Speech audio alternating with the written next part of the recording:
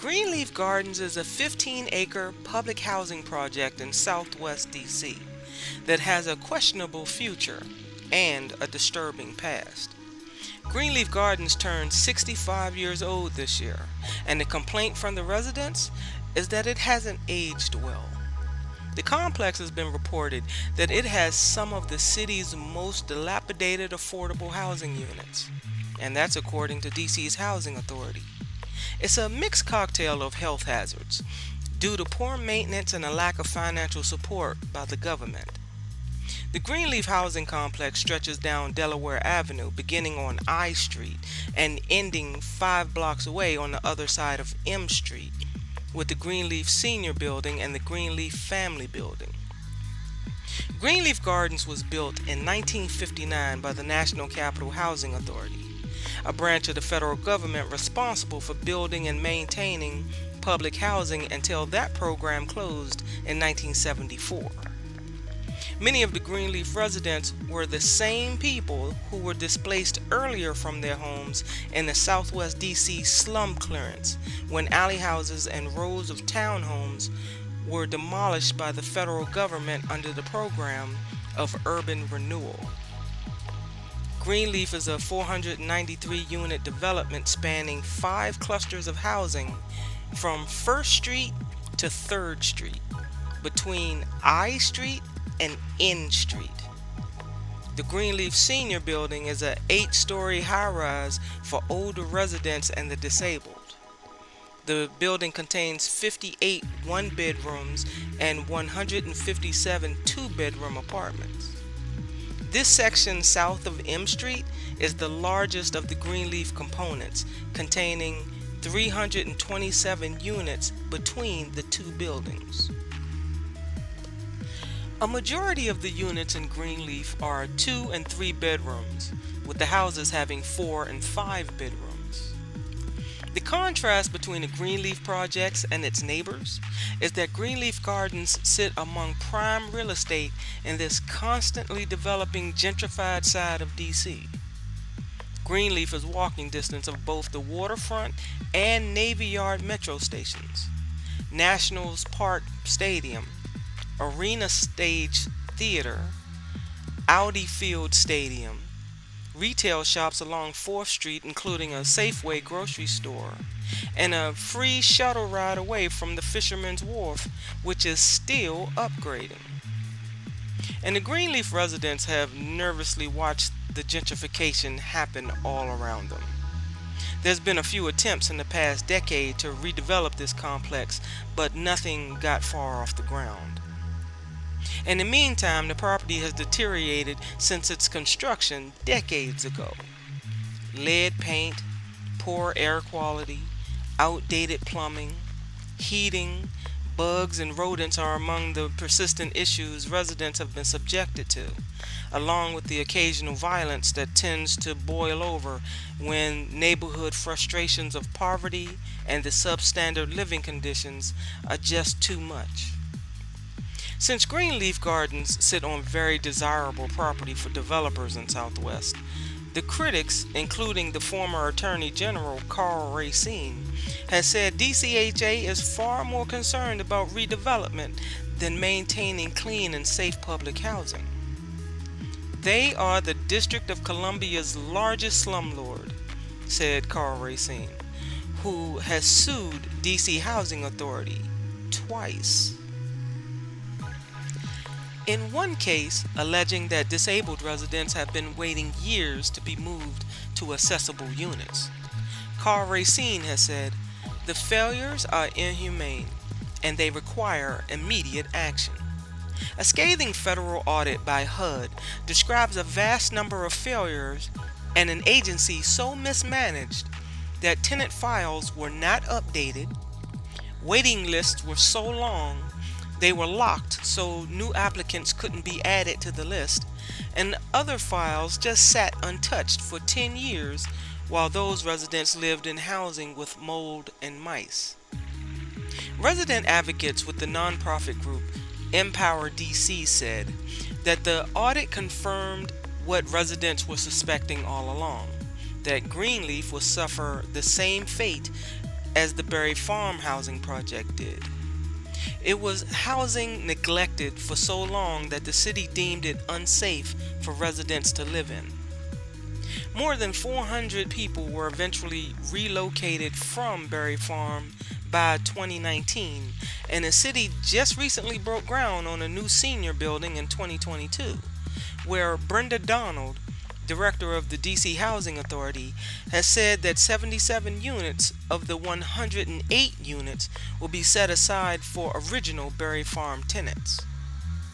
In 2018, 59-year-old Pat Bishop, a resident of the Greenleaf Senior Building, was stuck in the elevator on the second floor when the elevator stopped working. Bishop, who traveled in a wheelchair, left her apartment before 8 p.m. to pick up a neighbor's laundry card. Because the incident happened on a holiday weekend, she waited overnight for the fire department to come rescue her. Miss Bishop said, "It took so long that I was stuck there until 5 a.m. They don't have money for new elevators." Ms. Bishop also complains about the inconsistent heating and cooling in the building. "We don't have any control over our heat," she said. "Several people aren't getting any heat. I'm burning up and can't even lay down without pouring over in sweat, and they're freezing to death." Ed Lazier, the former executive director of the DC Fiscal Policy Institute, places the blame squarely on the federal government. He said, "The inhumane conditions at Greenleaf and many other public housing developments is a direct result of decades of disinvestment by the federal government." Lazier strongly supports local efforts in stabilizing public housing by saying, "While the federal government may have walked away from public housing, the district shouldn't. We should do all it takes to preserve this critical resource for thousands of residents." Since former Executive Director Tyrone Garrett's appointment in 2017, DCHA underwent an audit of each of its 41 housing sites and over 7,000 units under its control. This process has brought to light the impact of years of patchwork maintenance and many maintenance requests that went unaddressed. The decline in HUD funds over the years for public housing has created a sense of urgency for turning DC's public housing around. DC officials have acknowledged that DCHA's budget for public housing maintenance fell short of what's needed to address all the substandard conditions, leaving many units at Greenleaf and elsewhere in extremely urgent need of repair. As the district has risen to become a model of fiscal solvency, it has also gained a reputation for being a glaring example of gentrification and displacement. Greenleaf residents are not surprised that their community may be redeveloped, but they do have reservations about experiencing the same disruption, displacement, and disregard experienced by former residents of other public housing communities around DC, like Temple Courts, Berry Farm, and Park Morton. The DC Housing Authority has a history of failing to meet promises made to residents impacted by the redevelopment of public housing sites. The agency's botched Build First program at Berry Farm in Ward 8 and Park Morton in Ward 1 has proven the skepticism for many residents. Residents of Berry Farm have waited over 10 years already to move back into their neighborhood that they left behind when construction was expected to begin. But the redevelopment was caught in legal disputes for years. As of 2024, they have yet to return. Several residents from Berry Farm were moved into units in Greenleaf. Now they face redevelopment for a second time. Greenleaf Gardens hasn't only suffered from poor housing conditions, but has also suffered from criminal activity. Many Greenleaf residents were victims of assault, robbery, brutal slayings, or a combination of all three. Greenleaf isn't a stranger to crime, because the community is forever linked to the infamous K Street crew. The K Street crew and the L Street crew were two groups of young men who specialized in the business of selling illegal marijuana. From a period from 1989 to 1996, the K Street crew were charged with 31 shootings and at least 13 assassinations, labeling them the most lethal DC crew in that time period. They were also charged with possession of narcotics and racketeering. The presumed leader of the K Street crew was Vincent Hill, known for carrying a bat or a large stick to beat his victims with whenever he didn't have a gun on hand. Both the L Street crew and the K Street crew built a thriving business selling marijuana and other drugs at Greenleaf Gardens, and didn't hesitate to open fire on their rivals, people who didn't pay their drug debts, and the witnesses to their crimes. Selling weed at Greenleaf Gardens exploded in the early 1990s, drawing in customers from the suburbs of Maryland and Virginia, as well as buyers in DC, including government workers. The thing that finally took down this crew was the arrest of Robert Smith, known as Uncle Butchie. Smith was arrested in November 1996 for selling weed, and then he became a key witness for the prosecution against the K Street crew. Smith was a major supplier of marijuana in Southwest DC and was the favorite uncle of William Sweeney, one of the roughest members of the K Street crew. Facing a lengthy prison sentence for drug dealing, Smith decided to reveal in detail the inner workings of the K Street crew and the gross acts of slayings and drug deals in an attempt to get his own charges reduced or dismissed. Police let Smith go with the deal that he'll continue talking to the investigators, telling them, for instance, the crew had learned about the Centerville location of a man in the Witness Protection Program. The witness was then rushed to a different location. When members of the crew were arrested, the others would use defense investigators to get secret court information about witnesses against them, including car tags, phone numbers, and addresses. They were so good at finding witnesses that they stalked a man who had been relocated to Centerville by the FBI's top secret witness protection program. Krishana Gladden was a 20-year-old office worker who was a lifelong resident of her Southwest DC neighborhood. In 1996, two policemen knocked on her door asking about a neighborhood party that ended with gunshots and the death of her friend. She agreed to testify against 3 members of the K Street crew. She was promised safety and set up in a small Holiday Inn across town. It wasn't enough, because days before the trial, crew members used a piece of information, the internet, and police scanners to track Gladden down. They ambushed her on a poorly lit street, and they took her life. Gladden was one of 7 witnesses assassinated in a 3-year period, each before they had a chance to testify. Prosecutors said crew members had become sophisticated in the use of public records and technology to wage war against witnesses and to circumvent local witness protection programs. In the 1950s and 60s, it was the mafia that confused police with who were their inside connections in order to point out witnesses and jurors. Their method was simple: just bribe some cops for some information. Now police say street criminals have perfected ways of hunting down witnesses, meaning that they're not dependent on inside sources. Nationally, the Justice Department estimates witness intimidation has been growing since 1990 and is now a factor in about 2/3 of violent crimes committed in some gang-dominated neighborhoods. They use numbers from license plates and whatever scraps of paper they can write an address on. One prosecutor stated that much of the case relies upon the statements of those who never made it to trial.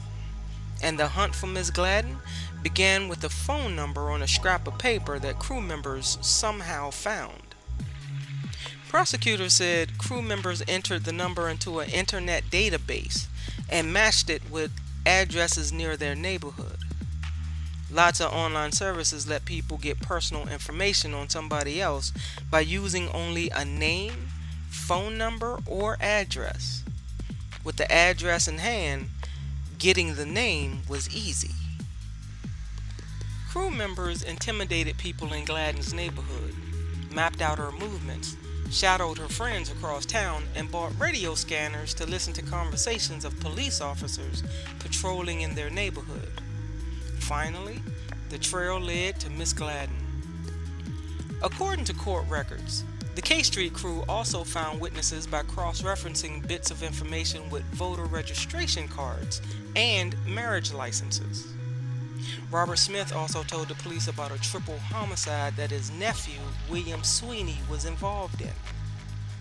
3 masked gunmen surprised Alonzo Gaskins and his friend Darnell Mack in their dates when they returned to his home in Temple Hills, Maryland. The 4 friends were not involved in the drug trade, but it was known that Gaskins had won a lot of money on a recent trip to Las Vegas. Sam Carson, William Sweeney, and a few other K Street crew members went to Vegas in 1996 to see the Evander Holyfield-Mike Tyson fight, and Carson said that he saw Gaskins win $50,000. So Carson, Montgomery, and Sweeney discussed taking Gaskins' money, hoping to get $250,000, and divided 3 ways. Another K Street crew member, Sean Coates, stayed behind in the van. Gaskins and Mack, the 2 men, their lives were taken, and so was Melody Anderson when she tried to run. The second woman, Cinema Hawkins, hid behind a large screen TV, and she survived. Sweeney told his uncle Robert Smith all the gory details. When Sweeney was arrested in Prince George's County, Maryland in 1997, he got a look at the police affidavit against him. It mentioned an unnamed witness who seemed extremely well informed about his actions involved in the crime. There was only one person who knew all of that: Uncle Butchie, his main confidant for years. Since James Montgomery was named in the incident, he was arrested. He agreed to testify to his crimes and testify against the crew. Montgomery said that Sweeney called Carson to come visit him in jail, to where Sweeney told Carson, family or not, he has to go. Uncle Butchie was taken down days later in a hail of bullets on a busy street, half in O Street Southwest, and no witnesses came forward, but plenty of people saw it.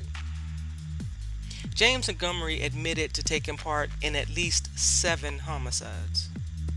The police said when a member of the crew needed somebody to disappear, they'd call Samuel Chin Carson. He was considered to be very good as a hitman for his job, investigators said. Carson was convicted of 9 homicide charges, the most ever against a single defendant in Washington, D.C.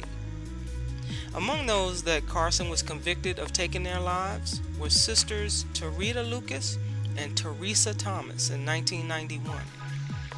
Thomas was Carson's ex-girlfriend, according to court testimony. Prosecutors said that Carson had to take her out because he thought that she gave away his machine gun to a rival crew member. In 1991, Carson stored an AK-47 and other guns at the home of Teresa Thomas. 17-year-old Teresa lived with her 2 infant daughters, her 18-year-old sister, Tarita Lucas, and another woman, Crystal Bobbitt. Carson asked Thomas to return the AK-47, but according to James Montgomery's testimony, she kept giving Carson excuses about the gun. Another crew member accused Carson of going soft over a broad and suggested that she was going to end up letting Carson get killed by his own gun. The father of one of Thomas's girls was a man from the 5th and O Street neighborhood, and the concern was that this man would take Carson's guns from Thomas's apartment. On March 22, 1991, Bobbitt returned to the apartment after spending the night with family in Maryland. Entering the apartment with her child, she saw what seemed to be all this juice in the room, but found out that she wasn't seeing juice, but blood. Bobbitt found Thomas's body with her baby girl still alive underneath Thomas. Bobbitt ran for help. Police officers arrived to find Thomas and her sister Tarita Lucas deceased, with 3 young kids still alive in the apartment.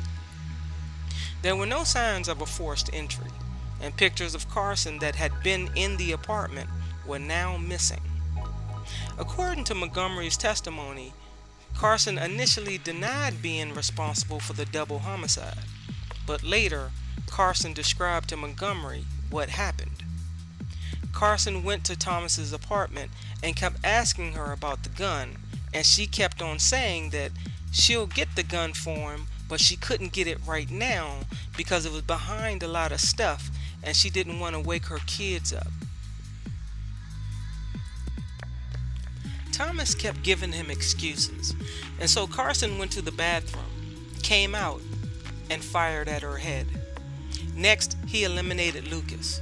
Lucas was in her bed, and as she was lifting up, and before she opened her eyes, Carson took aim at her head, and she just laid back down. Carson then ran to a waiting car driven by another crew member. Montgomery's testimony was that Sam Carson was worried. They needed to stay on top of getting at these witnesses, and needed to approach it like a full-time job. While in jail pending his trial, crew member Jerome Martin spoke of a woman named Robin. He wanted to know where Robin lived and to pass that information on to Carson, and it was. The interest in Robin and her address meant that Jerome Martin wanted her life taken because she was a witness at his trial. One day, Carson picked up Montgomery, bought some gardening gloves from Safeway grocery store so they wouldn't leave any fingerprints, got his gun, and left to find Robin and one other witness, Chrissy. Carson and Montgomery went to 37th Place, where they heard Robin and Chrissy would be at a party. So they went inside of a vacant building to wait for their arrival. Chrissy, whose real name was Krishana Gladden, arrived with several friends. According to Montgomery, about an hour later when Chrissy left the party, Carson ran out, put his hood on, and fired several shots into Chrissy. Krishana Gladden passed that night of October 5th, 1996. An FBI special agent testified that other witnesses were scared to death after the homicide of Ms. Gladden, so they refused to testify. Around the same time, crew members Maurice Proctor and Kenneth Adams were charged for a 1994 homicide of Phil Claiborne, who was believed to be testifying against 2 K Street members.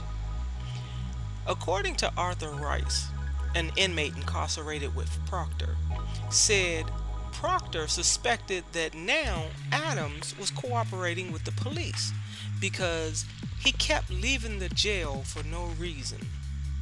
After Adams was released from prison, Rice and Proctor got on the phone with Carson, who believed Adams was living in Northern Virginia. As described by Montgomery, Carson eventually got Kenneth Adams' phone number and was able to get his address in Centerville, Virginia. Carson and Montgomery made 6 to 8 trips to Centerville in planning and attempting to take out Adams. Sometimes they went with Sweeney and Coates. Montgomery testified at trial about various attempts being tried but failed.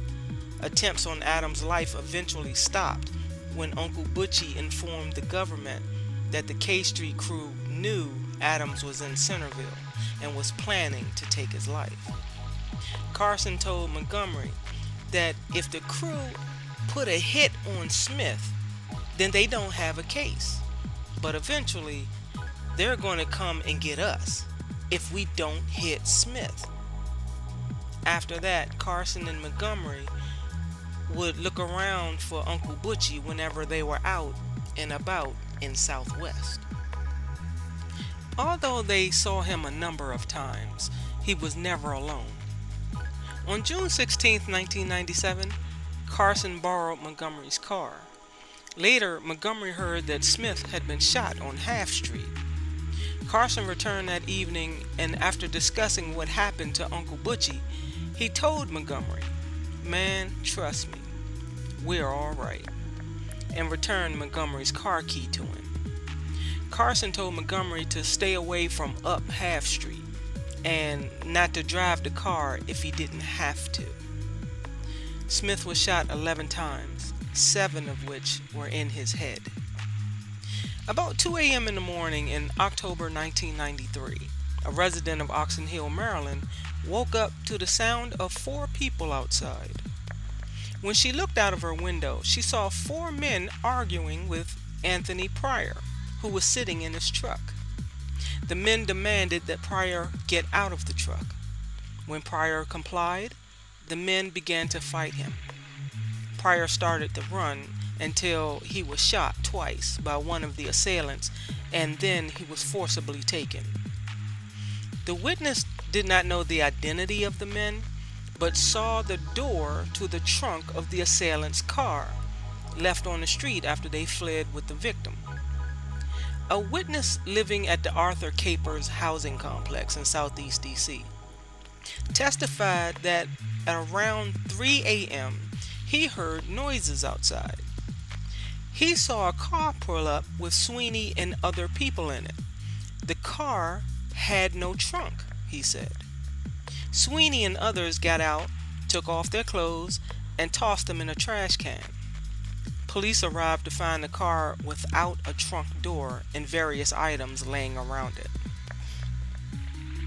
There were bloodstains on the rear bumper. Clothing items, car parts, and duct tape were scattered all around the car. Fingerprints from Sean Coates was found on the car.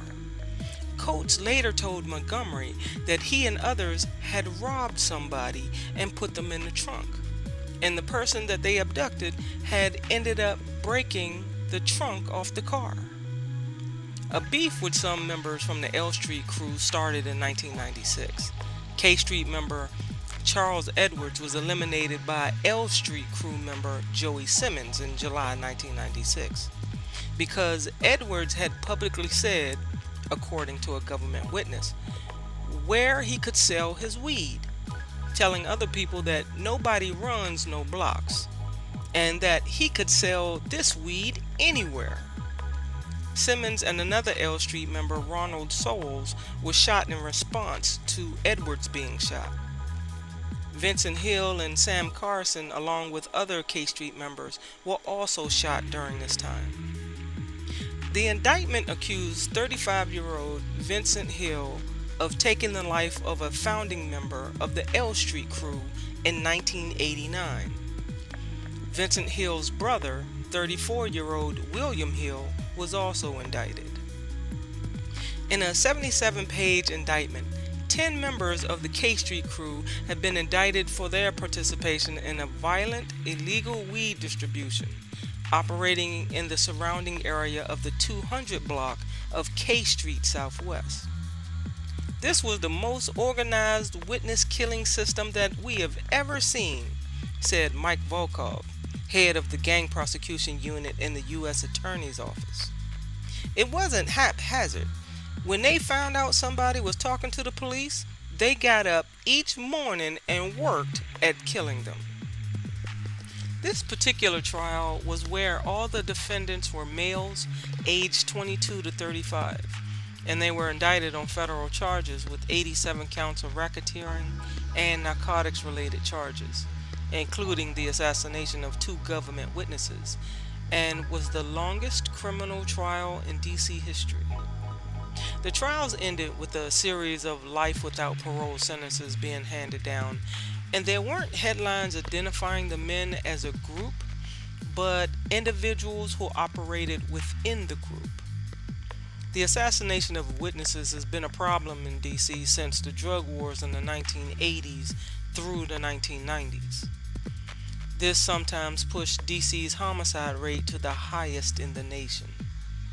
Weed sales were so popular on K Street that they sometimes caused many traffic jams. Police surveillance cameras were hidden in everything from a toolbox on a pickup truck to an 8th floor apartment. Everything was recorded. The convictions were possible because of grand jury testimony was told by people assassinated before they could testify in earlier trials against other crew members. U.S. District Court Judge Thomas Penfield Jackson allowed into evidence the words of two witnesses who couldn't appear in court because they were no longer alive to testify: Krishana Gladden and Robert Smith. Sam Carson, along with other crew members, received a life sentence and has appealed their cases several times, all being denied. On the stand, James Montgomery was sometimes so frightened that even the judge noticed him shaking. When asked why by prosecutors, he had a simple reply: "I have a death sentence hanging over me," he said, indicating his former friends at the defense table. "With them, I will always have a date with death." All the major players were arrested through the 1990s, and many of the residents have noticed the calm but refused to speak about it out loud in fear of sparking a retaliation or resurgence. Just let sleeping dogs lie quiet. The rundown condition of the buildings at Greenleaf Gardens and the Greenleaf Senior Building meet the U.S. Department of HUD's criteria for demolition and disposition. The D.C. Housing Authority's current plans to raise and replace the Greenleaf public housing community with a mixed income development is the most recent plan in a series of attempts to reinvent the Southwest neighborhood for a new class of resident, which means DCHA does not plan to fully repair and preserve Greenleaf, but look for private partners to redevelop the entire site. The Housing Authority is committed to replacing existing units, a build-first policy to minimize residents' displacement. In order to understand why all of this investment flocked towards the Southwest waterfront area, is to understand how Greenleaf Gardens and its surrounding neighborhood initially came to be, and that was urban renewal. Urban renewal is the concept that the slums should be replaced with newer, planned neighborhoods that will attract the middle class. In the early 1900s, several cities in the USA tried their hand at renewal projects, but urban renewal as we know it in DC started in the 1940s. Congress gave federal, state, and local governments the authority to purchase property through eminent domain in areas deemed blighted and in need of a planned mixed-income redevelopment, which is a legal process DC has used to remove people from their homes, and Southwest fit the bill. Starting as land that was taken from the indigenous people to becoming a slave-trading industrial port, evolved to a culturally diverse, densely populated, working-class neighborhood lined with alley houses where half the houses lacked indoor plumbing. Because the neighborhood was so close to the capital, mass media was very effective in painting Southwest as an eyesore. Even the National Capital Planning Commission dubbed Southwest a problem area in its 1950 comprehensive plan. The Housing Authority approved plans for Greenleaf's redevelopment, set to be managed by a team of Penrose Properties, EYA, Paramount Development, and Bozutu Development. The idea is to redevelop the existing 493 units into 1,410 new apartments and townhomes. This will become replacements for all of the existing public housing units, with the rest built as new market rate units. The problem with the plans, as has happened so many times before, is that there's no guarantee about what will become of the residents who live at Greenleaf now. Developers and DCHA officials have consistently promised a build first model where they construct new units for current tenants to move into before tearing down any existing buildings. But that strategy still looks shaky. Residents, advocates, and elected officials, all the way from the ANCs to Ward 6 Council Member Charles Allen, have expressed concern about DCHA's Build First strategy, fearing that Greenleaf residents will be moved off the property and never get the chance to return. So in 2015, Allen sponsored successful legislation to bind any future redevelopment to the Build First standard. Allen has said that he's committed to seeing it through. This is important to me because I see the Greenleaf as an incredibly important community. I've talked to families who say this is home for several generations. Imagine if that were gone. The drug activity, the housing authority promising to knock down Greenleaf, then changing its mind, to all the deteriorating living space in Greenleaf, the sense of family life for residents have diminished. The young people have said they feel discriminated against because of all the gentrification. What will life look like for those residents who can stay put in their homes? DCHA released a transformation plan in 2019, which calls for a phased approach to making each of the properties livable and self-sufficient. Greenleaf District Partners presented a plan to Greenleaf residents and stakeholders in 2021. The first phase of the development will include construction of roughly 15 townhouses on the parking lots at the Greenleaf Senior Building, providing new housing for current residents represented in Block A of the diagram facing M Street. At the same time, the senior building that was previously chosen to be raised and replaced with two large buildings will have a complete renovation of the building, starting with its 93 empty units. This will allow the senior residents to move to new units within the same building on a rolling basis. Major repairs will also be made at the Greenleaf Family Building in order to improve living conditions there. That would allow the developers to tear down the 58-unit building that currently sit on M Street and Delaware Avenue, moving those people into the newly renovated units in the senior building before starting on a new phase of construction that would create 446 new apartments and 2 new tower buildings. Then other residents from other sections around the complex could move into the new units, and so on until the project finishes sometime between year 2032 and 2034, making this a strategy of renovating vacant units first and then shuffling residents around. The second phase will include the mixed income units with an 11-story building with 11,000 square feet of retail space and a 7-story building shown on Block A, with construction likely to start in 2025. Residents of Greenleaf Family Building would relocate here, and in 2028 construction would likely start on the site of the family building, which is Block E, and that will create mixed income townhouses. In 2030, the townhouses on Block B between K and L Street will be raised and replaced with a 7-story building on Delaware Avenue and 28 townhouses facing 3rd Street.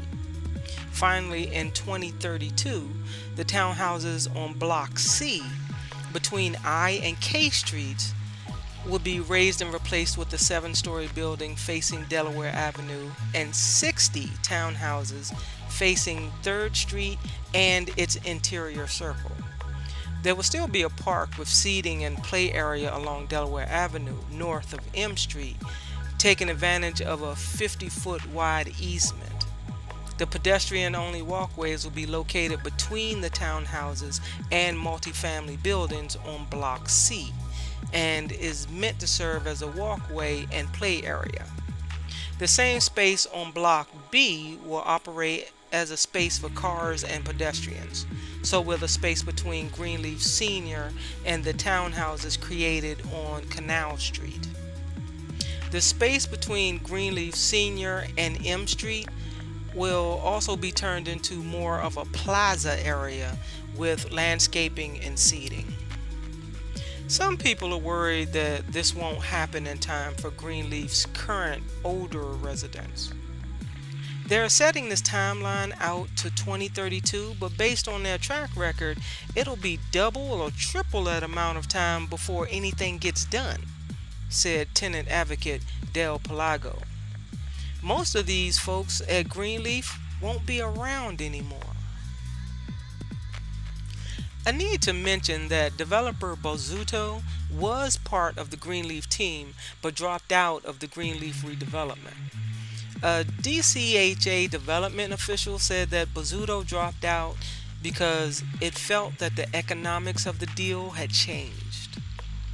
So I walked around Greenleaf Gardens. I wondered, where did the Greenleaf name come from? It came from James Greenleaf, a man who is considered one of the country's earliest land speculators, especially in D.C. After D.C. was designated as the nation's capital following passage of the Residence Act in 1790, Greenleaf engaged in land speculation in D.C., New York State, and other places around America.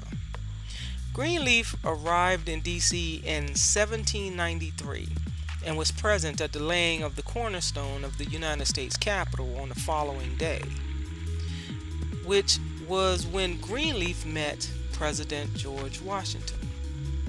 Greenleaf was a merchant who came from a wealthy family in Boston, but he married a Dutch noblewoman who he later abandoned and then divorced. Greenleaf purchased large amounts of land in southwest D.C., and as the new owner of the point, it became Greenleaf Point. The eastern portion of the point later was renamed Buzzard Point because of the nesting turkey buzzards that flocked to the area. Greenleaf's land business collapsed in 1797, and he spent a year in debtor's prison. He married a wealthy Pennsylvania heiress after his release from prison and spent the remainder of his life in poverty, fending off lawsuits. Older Washingtonians might recognize this picture of the old Waterside Mall with the waterfront metro station in the middle of the parking lot. It's a little difficult to see from this picture, but the escalator down into the station is hidden by the wall from the cab being parked right next to it. The mall was torn down and replaced with government buildings and retail shops. The Safeway grocery store is still there. It's on the ground floor of the office building. The old mall has been split in two and now has a road running through it. It's 4th Street. I want to mention that if any of the cartoon images that I used in this video look like the actual people, that is purely accidental. I want to thank my sponsors for this video: Hybrid 711, Mateo Rule, and Malik Ennis. Thank you very much.